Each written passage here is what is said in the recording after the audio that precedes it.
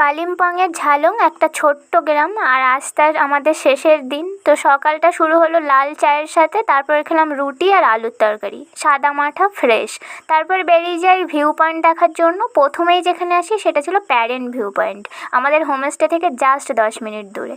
তারপরে ছিল Apple stone মূলত বিন্দু যাওয়ার রাস্তাতেই পড়বে, এবং এই ওয়াটারফলটা যেটা দারুণ ছিল। তারপরে চলে আসি ভারত ভুটান সীমান্ত বিন্দুতে।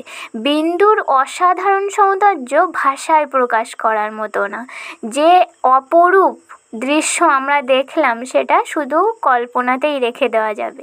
তারপরে এখানে ছিল ভুটানের ট্র্যাডিশনাল জিনিসপত্র এবং বিভিন্ন ধরনের ভুটানের চকলেট। আমরা তো প্রচুর শপিং করেছি, তো আমার বড় ব্লগে আমি এর ডিটেলসে দিয়ে রেখেছি, আশা করি তোমাদের খুবই ভালো লাগবে, যেটা আমি এই নিচে লিঙ্কে দিয়ে রেখেছি। তো তোমরা অবশ্যই দেখো।